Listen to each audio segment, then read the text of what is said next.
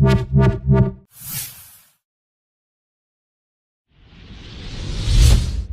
everyone, my name is Michael Seiger and I'm the founder and publisher of iSixSigma.com, the largest community of Lean and Six Sigma professionals in the world and the resource for learning to drive breakthrough improvement.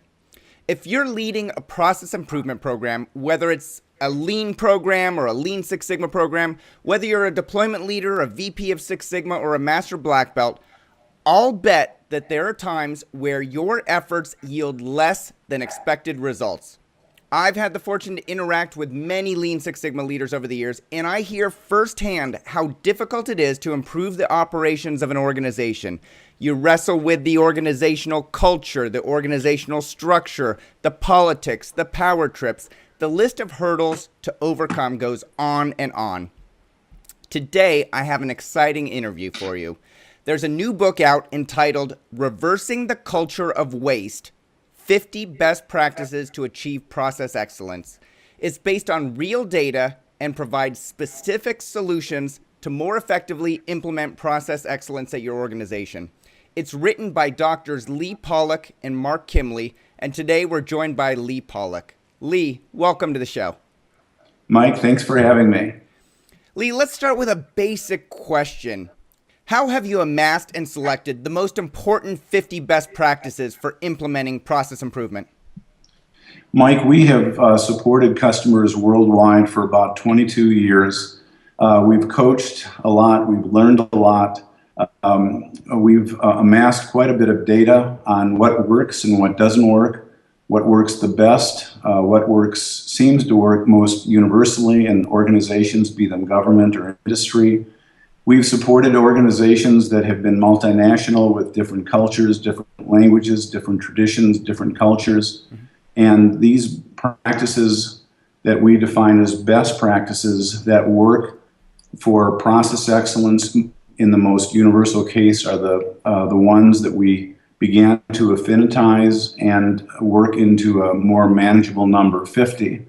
And the companies and organizations and governments that we've supported throughout the world and government agencies, primarily in the US and Canada, are available on the website. But basically it's from learning a lot, amassing what works and what doesn't work, and affinitizing them and making them available for others to benefit from. Great. What does a company look like that uses, whether they consciously know all 50 or not, what's a company that uses most or all these 50 best practices for achieving process excellence? There's something undescribable qualitatively that when you go into a company and not only speak with the president and CEO and the officers and the mid-level managers that separate the officers from individual employees, but when you speak with the employees, there's something direct, tangible about what they say, about how they feel, about the processes they feel ownership and control over, and the customers that they support in those processes, and their ability to influence the customer through the processes that they work on, their joy of coming to work, their willingness to talk about it. That shows that process excellence has some ownership at a very tactical, very personal level. Two companies that come to mind that really epitomize the majority of the 50 best practices contained in the text. No organization does all of them, nor do all the best practices necessarily apply to all companies or government organizations. But two companies that seem to do most of them and do them right and do them consistently and still do them year in and year out are Apogee Enterprises in Minneapolis, Minnesota, as well as John Deere Power Systems, to name a few. Great. And so you've worked with a lot of companies over your 40 years in industry and helping companies out. What does a company look like that doesn't use most of the 50 best practices for achieving process excellence? Well, the title of the book is something that was quite controversial with me and my wife. I wanted a short title, and so did she. But the first part of the first part of the title really epitomizes what we see in organizations that lack process excellence or process improvement. And that is, you see waste that's been legitimized and is rampant virtually everywhere. Internal before service delivery or after or before product delivery or service delivery. You see external waste after service or product delivery. You see prevention costs, that's inspection, all kinds of waste that's rampant. As much as 40% of an organization's revenue spent in legitimized waste is often seen. You also see wavering customer loyalty. Of course, sometimes customers have to be loyal, especially if the supplier of the customer service is a requirement, especially the government being a required customer of so many prime contractors. But right. If you ask them the question, do you really want that supplier of that service or that product, the loyalty is variable or is wavering. And lastly, you see, I think, a fair degree, of course, the economy is quite soft, continues to be soft, not only here, but overseas. But you see high turnover and high loss of intellectual capital out of the organization. So those are three attributes that we can hinge some numbers on if we want to gauge a lack of process excellence. Yeah. All right. So we talked about what it feels like to work at a great company that's implementing a fantastic process excellence program, and also the flip side, what it feels like to work at a company that might be trudging through their process excellence program and doesn't necessarily have all their ducks in a row. And before we, I'm going to ask you about a few of the best practices, actually what you think are the most critical best practices. Of course, they're all critical depending on the business situation. But I want to take a step back firstly and ask you, what was the impetus for writing this book? Yeah, Mike, the official impetus or the unofficial impetus, I'll start with the latter. The unofficial impetus was that Lydia and my wife Lydia and I were attending a one-week yoga course. Lydia is an advanced yoga practitioner. I am a basic yoga practitioner, and I was promptly invited to leave the yoga training course, and Lydia excelled as usual. So I was doing more or less R&R at the Kripalu Yoga Center in Lenox, Massachusetts, and I just thought about writing a book on best practices. And that was really a couple of years ago, better part of a year and a half ago, that resulted in the textbook that's just been released. So we all have yoga to thank for this new book. We all have yoga to thank for the new book, yes, and my wife, certainly, because she's been an encouragement. Yeah.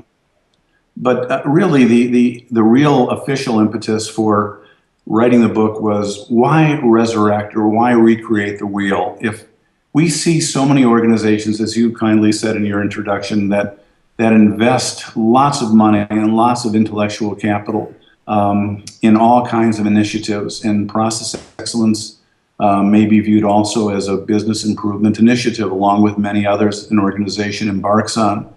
And if we can diminish the gap between expected benefits and actual benefits and not have them redesign the wheel, so to speak, why not? Why do they have to go down false alleys and make errors in their decision, and when others have, and that knowledge can be put to good use? So that's the impetus. We've seen companies do it right. We've seen companies do it wrong. We think we've affinitized the best practices that are universal in most cases. And we don't expect companies to do all 50, but we encourage them to consider that as they roll out their process excellence efforts, and not always start from the beginning. Exactly. And so, like any good process excellence program, you need to get voice of the customer. You need to understand if you're meeting the needs of customers. And so you wrote the draft of this book and you provided it to one of your customers for feedback, for voice of your customer, and to see how else you could improve the book before you published it. Was that the case? Yes, we had about 20 20 to 25 critical reviewers gladly volunteer, and thankfully volunteer to act as reviewers of the draft. In general, they provided very positive direction for us, but in some cases they provided a change in direction for us, which made, I think, the product more useful. For instance, Russell Ford, the CEO of Clear Edge Power in Oregon, Portland, Oregon, I believe, said, okay, here are the 50 best practices. I've read the book. I've rated my organization according to the 50 best practices. I now have a score. How does that score relate to other companies that have been about 1 to 2 years in their process excellence journey? And by the way, process excellence, as defined in the text, is not Lean or Six Sigma or designed for Six Sigma. It's any process excellence, enterprise-wide process improvement effort, whatever you call it, whether it's competitive excellence, process improvement, process excellence, CPI, Lean, Six Sigma, DFSS, or whatever.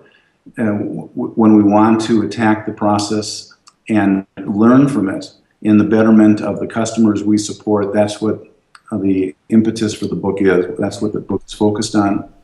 Russell said, your book is great at identifying the best practices.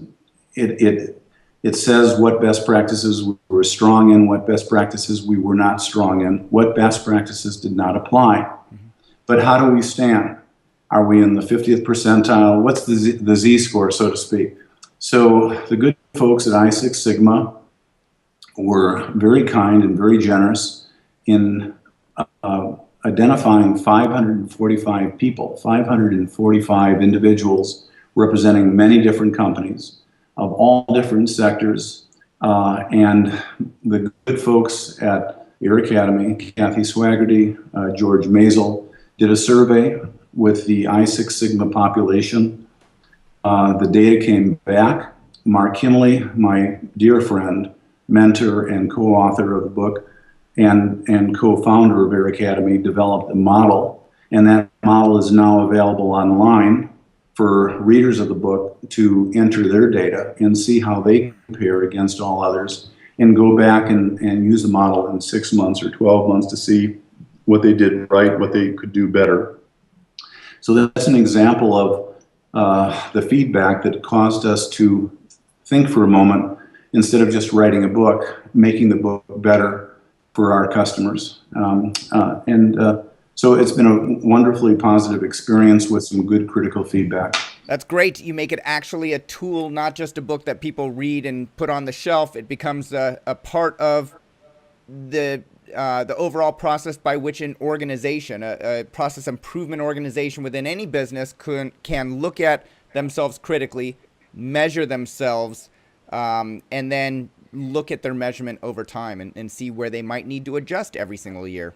And they can benchmark themselves against other people. So it sounds like a fantastic tool set to use. And so what we'll do underneath this interview is we'll provide a link to that tool that they can go to on your website if they would want to fill out their information electronically. Of course, you have the measurement scale in the book, but you can't compare yourselves to the others that were gathered through the Six Sigma research until you go to your website and compare. That's right, and there's no cost in doing that. And another benefit is that it allows the model to stay current over time with more and more users of it. So we're excited that it, like you said, it's not just a text, but an ability to benchmark and learn. Excellent. So let's get into the best practices, Lee. Sure. We've selected a few of them. The first one that we're going to talk about is actually best practice number 1 from the text. It's entitled Establish Ownership at the Executive Level. So in your own words, what's the main takeaway of this best practice? The main takeaway from this best practice, Mike, and by the way, this best practice, if we look at all 50, is in the Pareto of the top 5 of the 50. And the key takeaway, I think, is that somebody has to own the process. Preferably the more senior, the better in terms of its position. They can't rent the process. If you look at Florida or Arizona, as we have up here in Toronto, many people have homes in rental communities. The rental communities show a high level of renters that don't really care for where they're renting. And likewise, we can't rent process excellence. So we need somebody to gain ownership of it, and preferably the more senior, the better. The second key takeaway, if you'd allow me to say offer two in this particular best practice, is whoever owns it, they should have a statement of need. Why is it important to make this investment clearly and succinctly, articulately conveyed throughout the throughout the workforce? Secondly, they have to have a vision for employees to kind of rally against process excellence. Third, they have to have a plan to measure against over time. And fourth, they have to have a set of expectations articulated by the person who owns it. And the expectations often cannot be, well, if we don't do process excellence, we'll go out of business. That doesn't provide tactical guidance to a rank and file employee on how they have to behave differently. We hear it all too often. Throughout many companies we support, we have to change or we'll have to close down. And that doesn't afford, that's only an unsettling remark to make, not a settling way of saying you have to change your behavior. So somebody senior has to own it, and that person has to have a need, a vision, a plan, and an articulate set of expectations that people can associate with, all people can associate with. Okay, so let me make sure I understand this and try and put it in a little bit more contextual terms. Establish ownership at the executive level. Let's say that I'm a VP of process improvement. I am not at the C level, so I'm not a part of the CEO, CFO, COO level, but I'm the next level down. Does that mean that I need to get one of the C-level employees, the CEO, the COO, or the CFO, to actually become the champion of this? It's a good question. Of course, it would be better to have a C be an owner, but we've had many instances where a senior vice president or a vice president said within his or her realm of responsibility, I want to invest in process ownership. I will own it. Here's my vision. Here's my plan. Here's my set of expectations. Here's my need statement. Data General in Southborough, Massachusetts was a great example. Al Lanzetta saw the need, saw the very compelling need because the customers had experienced great variation in the products and services Data General provided. Al was not a C-type CEO or CIO or CFO or COO. He was a vice president, and that effort was sufficiently more than sufficiently successful to bubble its way up to earn the attention of the CEO and president of Data General, who then carried it over to the rest of the organization over time. So it's desirable, but it's not necessary. Okay, but if it's not the case, the person that's in the process improvement role needs to somehow escalate it to the level of the chief executive officer, chief operating officer, in order to have them communicate it out on a regular basis to the organization. Do I hear that correctly? Absolutely, but the genesis of process improvement doesn't necessarily have to start at the top. Right. But if it starts, it has to start senior and then eventually bubble up to the top for the rest of the organization to learn from and implement. Okay, so that makes sense. So what tactics do you recommend for a deployment leader who's not at the C level to establish ownership at the executive level? I'd say overwhelmingly the most critical thing is to communicate, both formally and informally, why we're doing this and how people must, not optionally, but must get involved. First and foremost, that's a very tactical suggestion. Another suggestion is that the deployment leader has to be entrusted to provide information to the senior decision makers the vice presidents or above on what's working and what's not working. And he has to do that frequently and in a very unbiased manner. Third, I believe, or she has to be very vigilant to the occurrence of any critical events. When I was in the Air Force and Electronic Systems Center in Boston, Massachusetts decided to invest in process excellence, there occurred some events that we called critical events, that if the executive was not made aware of the events and did not personally intercede in resolving those events, the whole credibility of the effort of the investment in process excellence would be in jeopardy. So I think it's important, just to kind of summarize, you have to communicate the need, the vision, and the plan downward. You have to provide feedback to the executive on what's working and what's not in a very unbiased manner.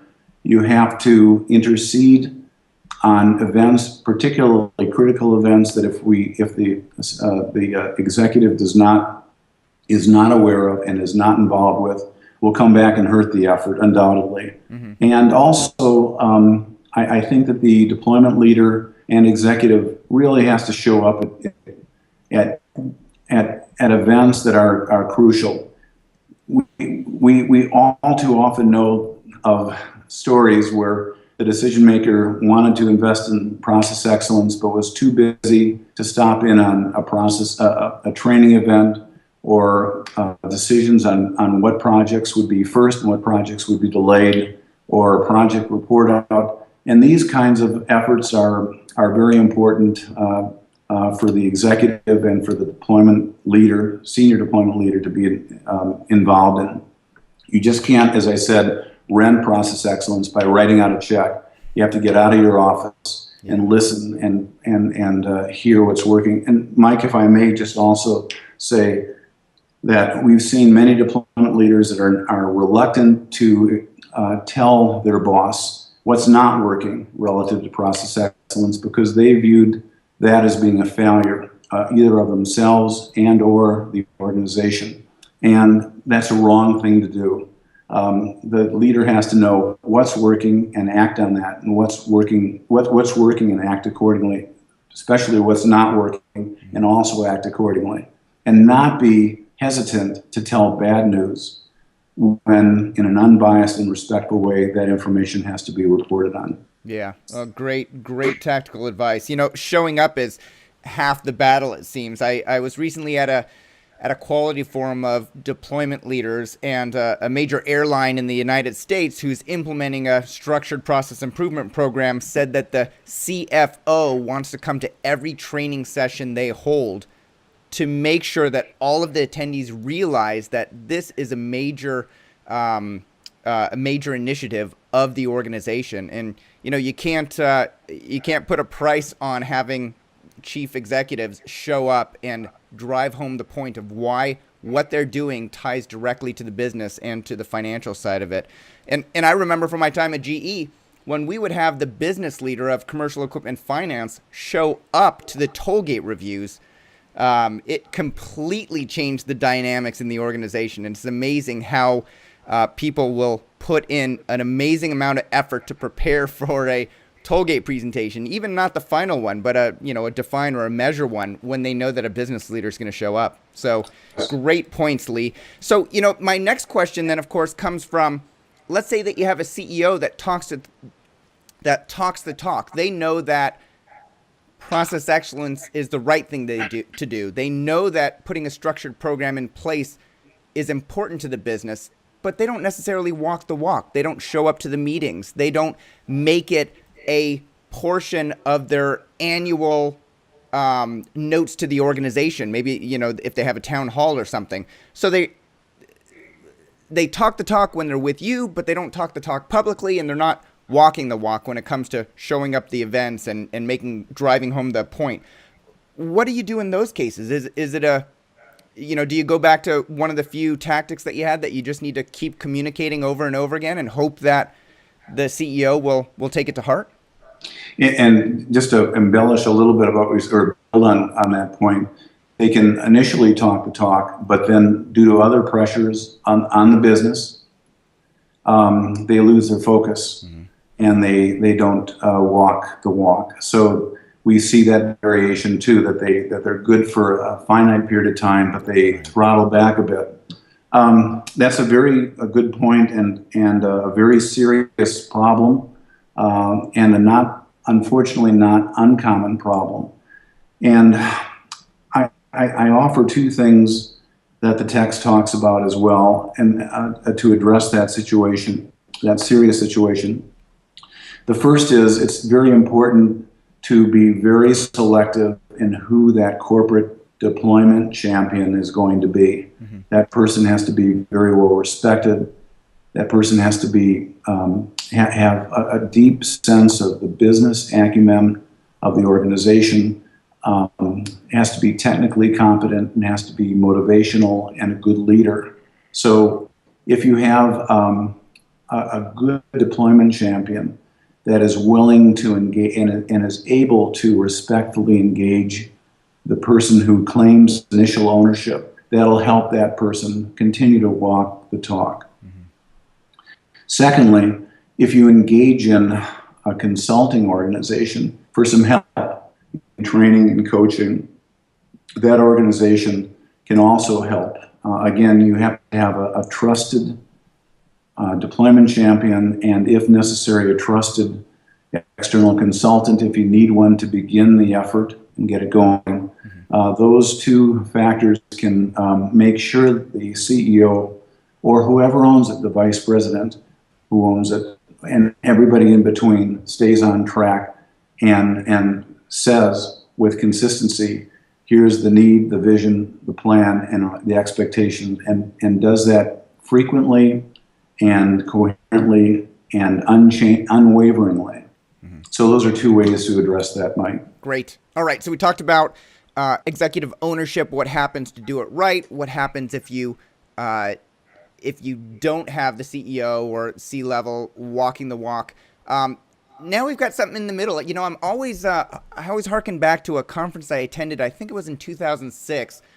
Jack Welch was the guest, and Jack Welch, of course, the past CEO and chairman of GE, the company who made Six Sigma so well known, the executive who I believe he was ranked by Business Week as the business manager of the century. What he would do, I asked him in front of 500 people in attendance, what he would do if the executive team would not buy into Six Sigma. And his response was, run away from the company as fast as you can. His point was that you can't change people, so why waste your time? Instead, you should go find a great company to work with. Do you agree with that advice from Jack back in 2005, 2006, Lee? You remember that statement, that question, and we remember the conference, and we remember the question that you asked, and you're right, that was his answer, that he very in a very straightforward and concise and a semi-emotional way responded to your good question. We understand his point, we agree with it, but we don't agree with it entirely. You know, if a company has enough of a critical mass of core management that is committed to process excellence, and wants that journey to succeed, and is committed to that journey succeeding, not overnight but over time, we think that bears merit, as well as the company that's deemed as being the best. We listen to the news every day and every week and every month, and we find that companies are the best, as Jack had mentioned, are the best today, but they're not the best necessarily tomorrow. Things change. The cell phone maker, the smartphone maker that was the leader of past is working very hard to regain that leadership and probably will not gain the leadership. You know, so joining the company that's the best as being the mandate versus joining a company that you can feel a part of and be a member of the team, either as a manager or as an individual contributor, and work over time. Things like process excellence, it demands a certain different kind of intrinsic motivation than joining the best company. And you can't help but think of NBA players or NHL players or major baseball league players, or other professional players that didn't necessarily join the best teams, but they wanted to join a team that was trying to become the best, and join that team and be part of the team in that journey. So we feel if there's a strong and core committed staff of management, especially in today's economy where you just can't say, I'll join this organization, not these three. It's tough to do that. The destination is less important than the journey we take, and that's how we view process excellence. And so that's how we temper Jack's answer to your good question several years later. Yeah, and I think that's a great way to put it, Lee. All right, we're going to jump to another best practice. It's one of my personal favorites, best practice number 27 from the text. It's called Provide Expert Coaching on Projects and Studies. So what's your takeaway, Lee? What do you tell people when you say we need to provide expert coaching on projects and studies? Yeah, it's a good question, and it's one of your favorites. It's interesting. Well, it's one of our favorites, and I think it's important to say right up front that regarding project or study coaching, it's unfortunate that most organizations who have constrained budgets, who doesn't these days, right, chip away at coaching because it's oftentimes the most expensive activity they have to purchase early on in process excellence. And the damage that kind of short-sighted attitude is significant and far-reaching. We'll talk more about that probably as we get into this more, but I think that the key takeaway is best articulated by, again, my friend and mentor and co-author, Dr. Mark Kimmerly, as being that everyone needs a lifeline. The best people that undergo anything new seek out help, seek out the best coaches in terms of technical expertise, in terms of business knowledge, and in terms of motivation and leadership in helping them do their jobs. And that's the key takeaway. Everyone needs a lifeline. So everyone needs coaching, especially in the first few projects and studies that they're assigned to do. Yeah. So is that the takeaway that you would recommend for project coaching, that every single person that's going through training has a mentor assigned to them that is at a master black belt level, has completed multiple projects successfully to whatever standard the company is using for process improvement? Yes. There should be project coaching, project mentoring, whatever it's called. We're studying coaching and mentoring, or both. It should be interwoven with the training and the project or study execution. The rule of thumb is that 1 to 2 hours per month for the first 6 months minimally would be a requirement for coaching, and it's very, very important to select the very best coaches. If the process of selecting coaches is an easy process for an organization, government, or private industry, then you probably selected the wrong coaches. So you have to be very judicious in who you select as coaching, provided often all the coaching events should be pre-scheduled, and it's essential that if you trim anything, you not trim the coaching budget. Yeah. I can't imagine myself going through training and not having a coach back in 95, 96 when I was at GE. And I'll give a shout out to my MBB coach at the time. I think he might have even been a black belt coach, Kaveh Tagavi. If he's watching this, I want him to post a comment down below. And I'm thanking him on the show because he was critical to my learning. You can only learn so much in the 4-week training course that we went through at GE. And he helped me figure out what data I needed to collect. You're never going to be able to learn to talk about every situation in class. How I was going to analyze it in Minitab and what kind of simulations I was going to run with Crystal Ball at the time we were using. So, I can't imagine, and maybe it's only because I went through that process that I can't imagine something different, but I cannot imagine learning something so complex as the DMAIC methodology and all the tools involved, and being able to tie a real-world problem to a statistical solution, and back to a real-world solution without having a mentor to guide me through my first two projects.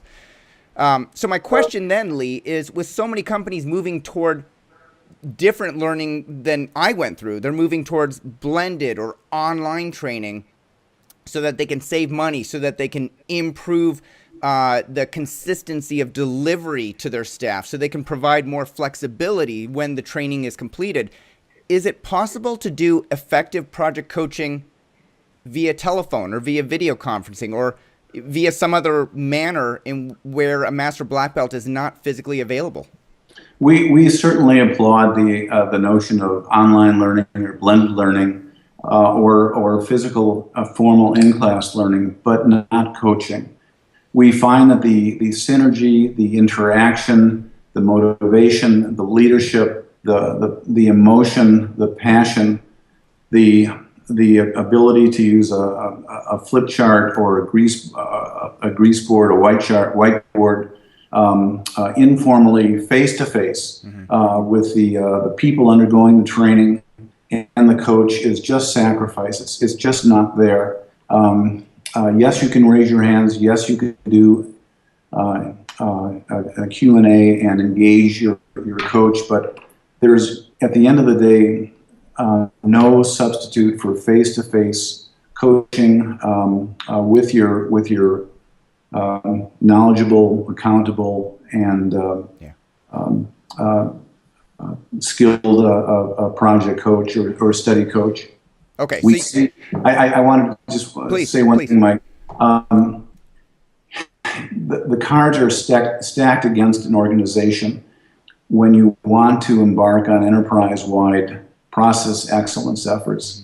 And you get these young people, or not young people, as the case may be, going through the training, and they're so pumped up with all the tools that have been presented to them by the instructors that are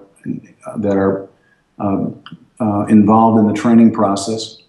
They're handed a management-approved, a management-blessed project or study, and it's hope for the best. You hope for the best, and what you get, as you said during your early days at GE, you wind up providing all these tools and using too many tools. You wind up being in multiple phases, be it DMAIC or IDOF, multiple phases at the same time. You wind up having difficulty, as you clearly articulated, in understanding what exactly is that you're chartered to do. What's your mandate? And you find that the mandate over time expands. So you have an expanding scope.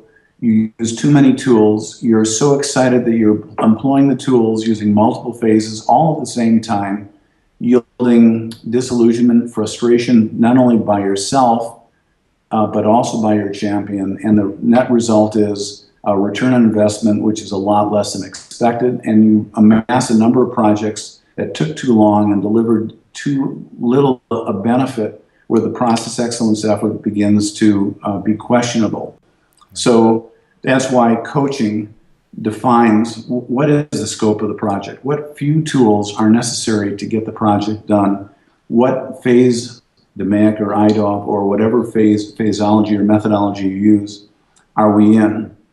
And to get it done in a reasonable period of time, maybe 2 months or less. For a study, it could be very less than 2 months, and a reasonable ROI for the effort, and move on to the next project.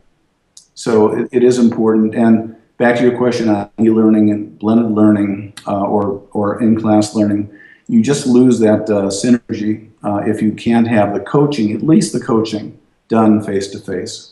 Yeah, no, I fully agree. And you could look at a number of different industries, whether it's the medical industry where people have to actually practice being a doctor before they're given their full credentials, or the carpentry industry where you become an apprentice to a carpenter to learn the trade over time. It's no different in Six Sigma. You need to learn it over time. And, I don't consider myself the sharpest tool in the shed, but I'm also not the dullest. I've been through, engineering courses at some decent universities, and having been exposed to DMAIC and understanding the tools was really only half of the learning process, and applying it and learning how to apply it and seeing how the tools fit together was the other half. And it took me going through with a guide to make me really understand it. So my next question, Lee, comes as a result of many people, I might even say most people, who would be in a black belt role, somebody who is leading process improvement projects at an organization, doesn't have the support that I had at GE when Jack Welch was the CEO.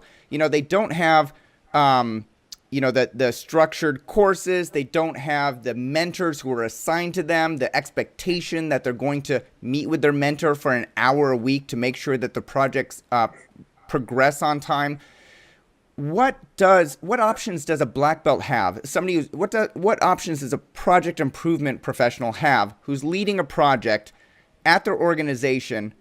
What options do they have to get coaching from outside their organization if there's nobody inside their organization that can coach them? Yeah, that's another good point, and it's a very common point, especially early on in deployments and process excellence. Well, the answer, straight and simple, is they have to find one. One has to be provided to them, whether they find one or hopefully if someone would be willing to provide that kind of a service. So, in the early days of EMC in Boston, Massachusetts, we rolled out Process Excellence. That's a multi-billion-dollar company with many thousands of employees. We didn't have adequate coaching. Data General, absorbed by EMC, also rolled out Process Excellence, not adequate coaching. In the early days, a partnership was granted to consulting companies that did have good coaches because of the industries that they worked on. We're doing some work in China right now with the development of automobiles in China. And they want coaches for DFSS that have specific skills in not only applying the tools, but deploying the tools in an automotive environment. Mm-hmm. And they're willing to buy that service for a finite period until they have such black belts or master black belts that can do it on their own with the same level of competency. In the absence of partnering with a skilled consultant, you can go to local quality organizations. Some organizations at EMC actually have friends and colleagues that work at suppliers or customers' companies, or just colleagues or friends that have gone through the training, worked on projects, and provided informal support early on in their career. So, number one, if you can hire a good, reputable consultant that has people that have proven experience, good, great. If not, find one yourself. That can be done informally through colleagues, neighbors, even approaching a local ASQ chapter and the like. But you have to have, like you said, you have to have a coach. You have to have a lifeline to get through the project or the study in a reasonable amount of time with a reasonable benefit, and do it again. And if you don't, you'll be highly hesitant in wanting to do it again. Yeah, you're not going to be as effective in doing the job. So great advice.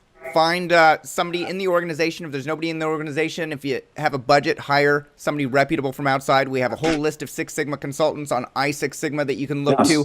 Of course, You need to do your due diligence. You need to find the people that you work with that have the experience that you're looking for, that are easy to interact with that match your style, whatever that is. In lieu of that, join up ASQ, go to a local chapter. You might find some people there. Clearly, you need to do some networking. There's many different ways to network, as you mentioned.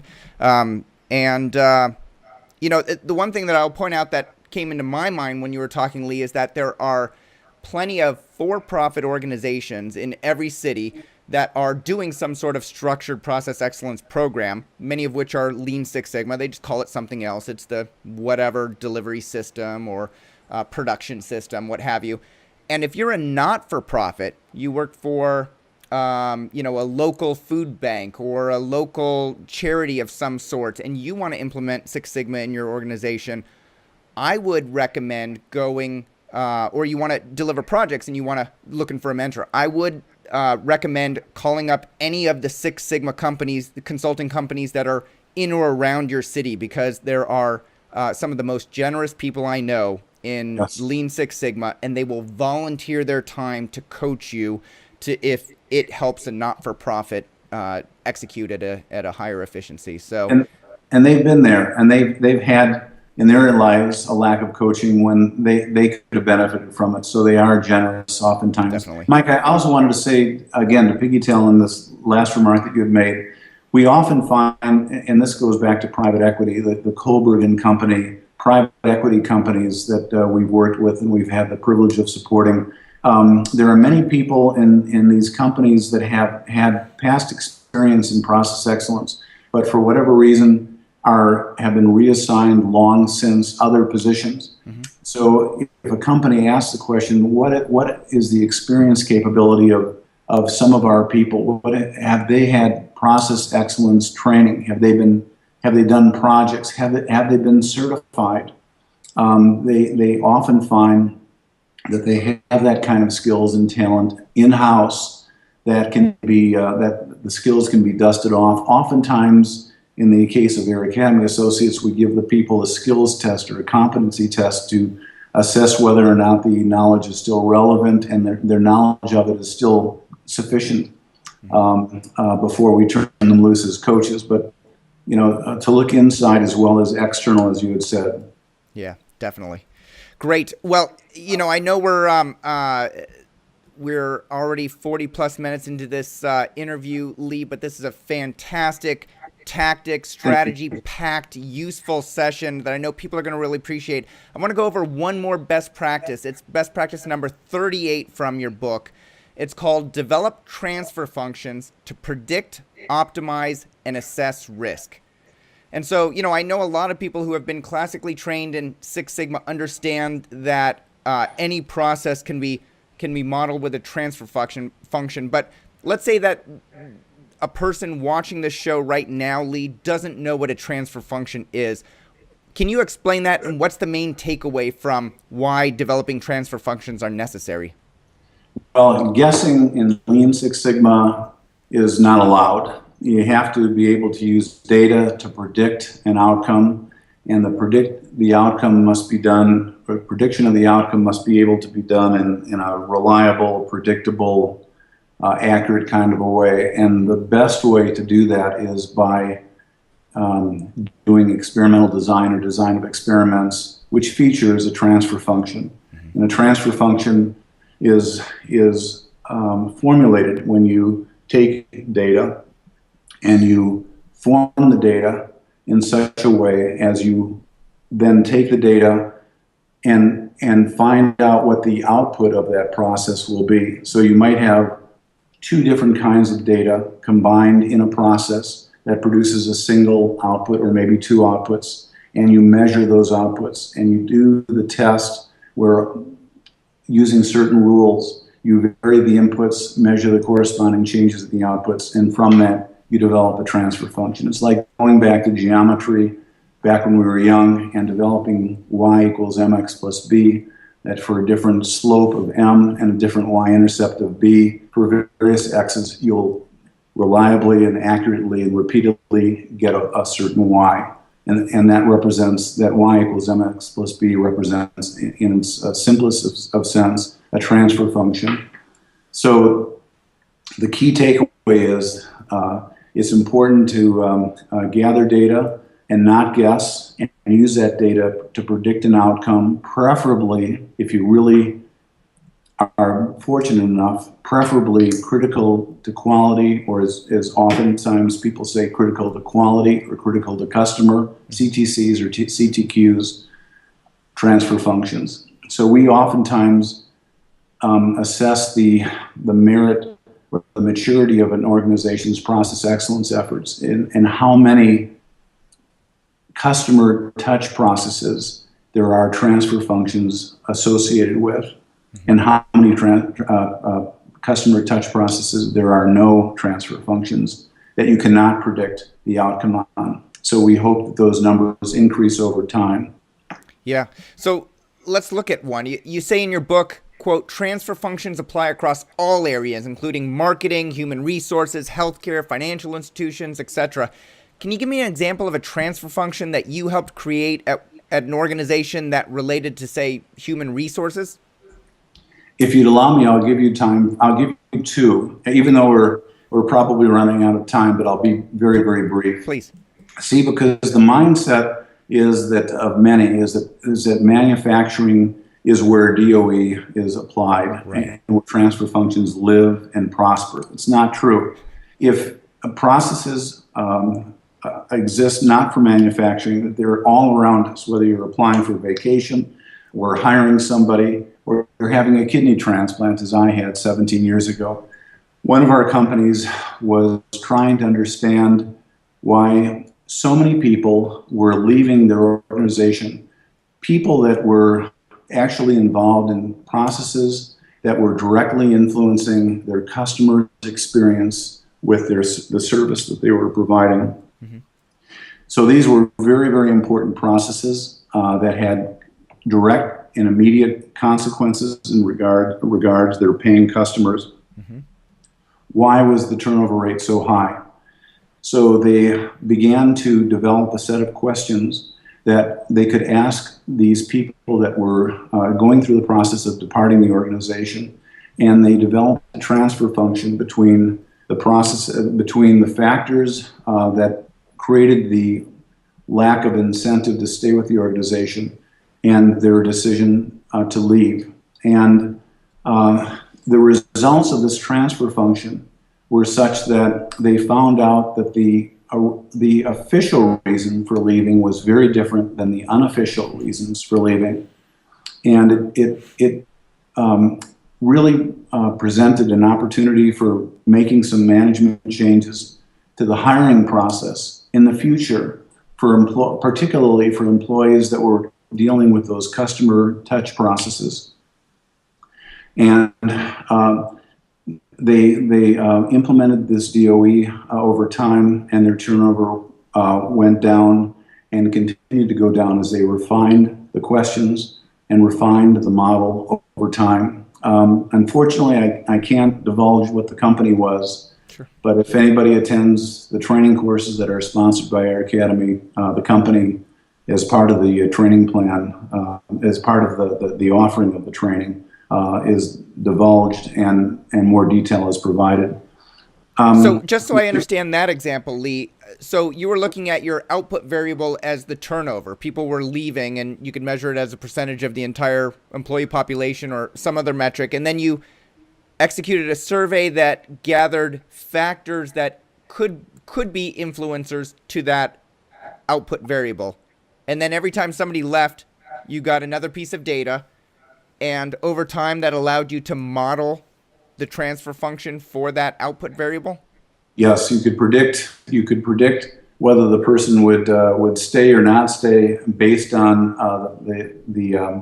the factors that were uncovered as a result of the survey. Mm-hmm. And that's right. And again, to emphasize the point, when management said, "Why are you leaving, Joe?" or "Why are you leaving, Sarah?" The official answer was very different than the real answer, and the model really showed that it's not a matter of guessing; it's a matter of facts. And there's actions that can be specifically taken to address those facts and reduce the amount of turnover, especially in those hard to fill positions. Right. Okay. So I completely understand that. There could be things in the organization that you may want to change in order to get the output at the level that you expect, or you could hire different employees into the organization and that like that sort of culture, or whatever the factors were that you measured. So I completely understand that one. Was there another example that you were going to provide, Lee? Yes, I with some reluctance, because it's very personal in nature. I think that maybe the benefactors or the listeners of this video can have some appreciation. But in 1997, January 26, 1997, I had a kidney transplant at the University of Miami, Jackson Memorial. A 16-year-old boy lost his life, and he provided the life to almost 20 other people as a result of, unfortunately, his loss. 91 days after the transplant, my transplant, the doctors finally were able to figure out why my kidney was rejecting. And the doctor at the University of Miami said, it's that darn medication, without revealing the medication. There's an elixir of 3 medications patients are always given for any transplant. Mm-hmm. And one of those in my particular system was toxic to the kidney, and it was immediately stopped, and the rejection episode ended. After 10 days of the transplant, not that I was an experienced practitioner of transfer functions back in 1997, it became clear that this medication was causing problems. At least that's what the data showed, was predictably causing problems. And I asked the doctor, why not eliminate it? Why not turn it off? Why not make the dosage level 0 and see what happens? And the immediate response was, well, if we discontinue that particular medication, you will reject. Well, 80 days later, he came to the same conclusion. So physicians have made great progress in making transplants last and last longer. But ironically, the medications that one takes is toxic to those very organs that they're designed to protect. And if you do one factor at a time change, as doctors frequently do, it is a very unproductive way of, number one, being toxic to the kidney. In my case, that was given to me as a wonderful gift. 2, keeping me in the hospital and being costing so much money to stay in the hospital. And 3, not being a productive member of society and being able to return back to work. So today we're trying to do historical data analysis, reflecting the fact that everyone's body is inherently different, right, but still do a transfer function, regardless of whether you have a kidney transplant or a liver transplant or a heart transplant or a cornea transplant, to try and get people better with less toxicity to the organ and back being a member of society, earning a living. Yeah. So it's another non-manufacturing example. Excellent. So you mentioned Google briefly in the book, Lee. Are you aware of Google using transfer functions at their company? Yes. Google is a very interesting company that is very adept at applying DOE. And by the way, again, I'm sorry for revving backward again. DOE is not a tool that demands a degree, even a high school degree. It's a tool that once you're exposed to and you're given software that does all the heavy lifting, mm-hmm, you say, wow, that tool taught me a lot more about the process than all these other tools that I've learned before. Mm-hmm. And Google understood very clearly that when you search on Google and you click, you're basically doing an experiment, and you're wanting to get an answer back quickly, and you're wanting the answers to be relevant, as relevant as is good, as relevant as is the input that you've given to Google to conduct the search. So if you provided good keywords and click, the experiment is run, and you're given predictable answers that address whatever you wanted to investigate on. Now, unfortunately for others, not for Google, transfer functions that are used in CTCs or CTQs tend to be very proprietary, and divulging them to us is a competitive differentiator that you don't want to get out, that you don't want to let out to other competitors or to other people just in general. So we are not able to say exactly what the specifics are, but every time you click, you run an experiment and you are exercising a transfer function that Google monitors the results for, and that they use repeatedly to get better information back to us. And because that's a critical to customer or critical to quality output, that transfer function is proprietary, and we can't say anything further about it. But yes, they use it, and they're very adept at it, and we need to do the same. Now, are you saying that Air Academy, the company that you retired from, Lee, as a senior VP, did you actually work with Google to help develop those transfer functions?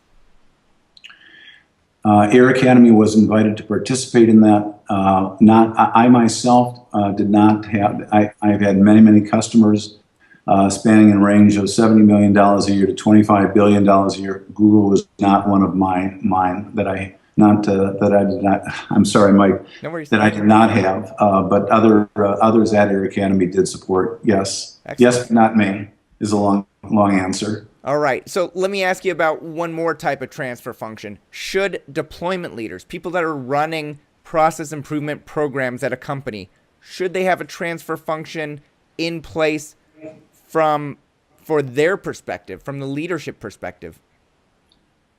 The answer is yes. Champions should not be reluctant to use experimental design to predict the outcome of any process. Whether you're maximizing your viewership of videotapes like we're conducting today, how you maximize the viewership, how you maximize process excellence efforts from the vantage point of a deployment leader or the person who owns the effort. In fact, that's the model with the help of Six Sigma and the people like Kathy Swaggerty, like George Mazel, like Mark Himmeley developed with Six Sigma. That is a model for building predictable outcomes for doing process excellence. And we encourage its use.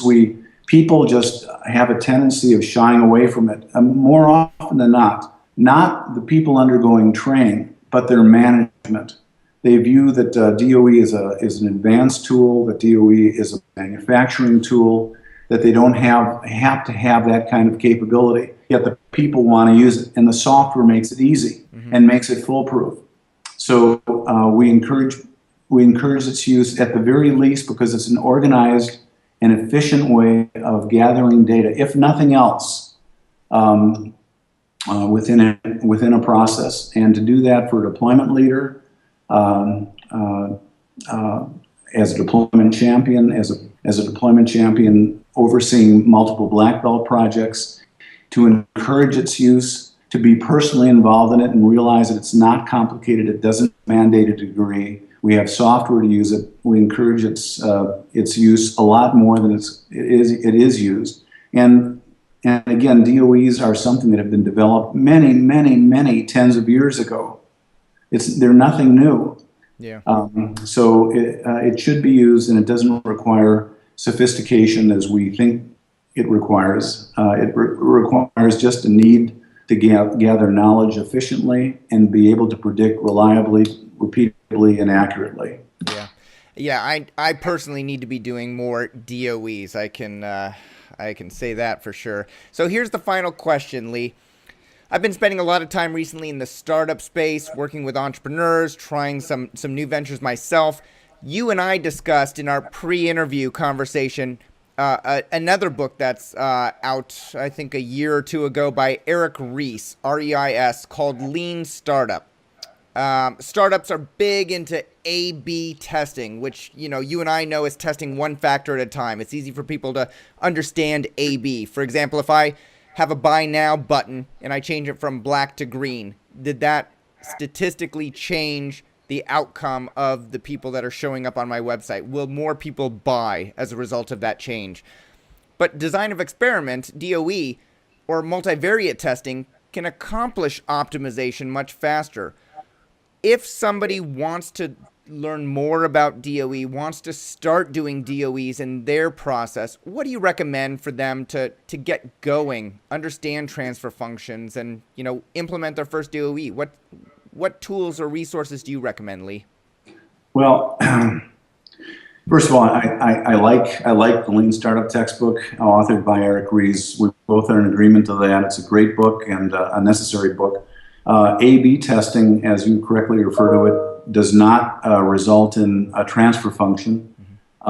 It just says, is A better than B, is B better than A? Right.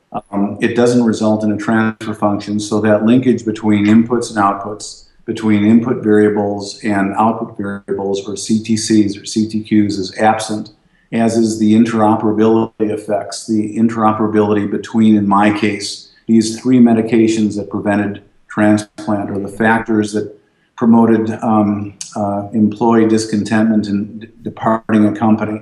All the interoperability effects, not to mention the transfer function itself, are absent. It's not in any way to diminish A/B testing, but it is an inherent limitation. So DOE is a more advanced way to gain knowledge of inputs and outputs and to predict the outputs given the inputs. Always to think simple. When you start doing a DOE, do a 2-factor or a 3-factor experimental design, and create a transfer function using very, very simple to use software. And we encourage people to do to create simple transfer functions, not necessarily on CTCs or CTQs, because those could be more complicated, but something simpler, a more simple process. Again, using the software, and see what you learn, and see what the limitations are, because there are advantages. There are also some disadvantages. It takes time. Sometimes you have to interrupt the process to be able to do the testing and develop the transfer function. Of course, you have to validate the transfer function to see if it really works. So there are some disadvantages, if you want to call them that. That you have to be aware of, but the advantages far outweigh the disadvantages. So always think the KISS approach: keep it simple statistically, use simple inputs, measure simple outputs, gain some experience, and then go from there. Now, is there a textbook that you would recommend, either from Air Academy or from somebody else, Lee, that you've used over the years to help understand it better and actually implement it? I think the basic stats book has information about DOE. That the basic stats book has been around for a number of years. It's published by Air Academy Associates. It's available at Six Sigma Products Group. I like the way DOEs are explained. There's also a DFSS tools guide published by Air Academy and distributed by Six Sigma Products Group that has a section on DOE, which is a more hands-on implementer's approach. I would emphasize or recommend that document probably over the basic stats text. And it's very inexpensive and very helpful. Great. And again, don't hire a coach unless they're knowledgeable about DOEs. You should hire people that are knowledgeable about all the tools, be them basic all through advanced, that have lived them, learned from them, had some failures, hopefully had more successes, and are knowledgeable about the business, have knowledge on the functions and the tools, and also are good leaders in all the tools. We've had many companies, again, Mike, that the people that are amidst the training or are experiencing this wonderful training are inhibited by management not championing the tool because they're afraid of the tool. Right. And when they're convinced of the power of the tool and the ease in which it's used, and they become a sponsor of the tool, it's a wonderful transformation. Definitely. All right. So you mentioned a couple of great texts that I will link to if people want to learn more about those. And you mentioned software a couple of times, Lee. Not that you're, still actively employed by Air Academy, but you've spent the last 10 years of your career at Air Academy. Air Academy, I believe, has their own software for conducting design of experiments. Is that correct? Yes, they have a software package that is Excel-based software. It's called DOE KISS. The more advanced version is DOE Pro. It's very simple to use. The software tells you what kind of a DOE is appropriate given your situation and walks you through all the rules of thumb. And as I said, does the heavy lifting. So DOE KISS and DOE Pro through Six Sigma Products Group. The distribution arm of Air Academy has that software. It's quite inexpensive, and it does all the heavy lifting. And all it requires is a desire to learn, and requires a knowledge of Excel. Yep, excellent. And everybody seems to know Excel, so that's a great one. And there are other DOE software packages, just to be comprehensive in the resources that we're offering here. And if you type in Six Sigma software on Six Sigma, we have a whole list of software packages that are on the market, and you can take a look at those and compare feature sets. If people want to learn more about this book, Lee, where do they go to purchase it? What are their options? Again, Mike, thanks for asking. Six Sigma Products Group, both the digital copy and the hardcover editions are available at Six Sigma Products Group, as well as Amazon, Barnes & Noble, the Apple Bookstore, and other retailers in the future. But right now, SSBG, Six Sigma Products Group, Apple, Amazon, and Apple are the three retailers. Excellent. So we'll put links to all of those so that, depending on who you're familiar with and what you prefer, you can go that route. I know that a lot of people who are not in the U.S. would prefer to buy the ebook because they can have it immediately. They don't have to worry about shipping and the delay that comes with long distance carriers. So we'll provide links to all those. If you have a follow-up question for Lee, please post it in the comments below and we'll ask him to come back and answer as many as he can. I'm going to urge the audience right now, as I like to do on these interviews where I spend an hour plus with the expert interviewee. If you receive value out of this interview, and I know I did because Lee's done a fantastic job explaining just 3 of the best practices, please take a moment to say thank you. It's as easy to do as scrolling down and posting a comment below for this show. What you liked, what you could use more information on, just simply thanking Lee for his time. I know I'm very thankful. We spent time in the pre-interview. We spent time just before this interview preparing, and of course about an hour here on this recorded interview. I'm going to say thank you again to Lee by mentioning his prior company, Air Academy Associates website at airacad.com, airacad.com. Of course, Lee is a retired senior VP. His co-author, Dr. Mark Kimley, is currently employed at Air Academy. And on that site, you'll also find some terrific case studies, manufacturing, government, financial services, you name it. They have a bunch of great resources that you can read about and find applicability in your own area. Lee Pollock, co-author of Reversing the Culture of Waste, 50 Best Practices for Achieving Process Excellence. Thank you for coming on the Six Sigma Show, sharing your knowledge so openly, and helping others become more successful change agents and business leaders.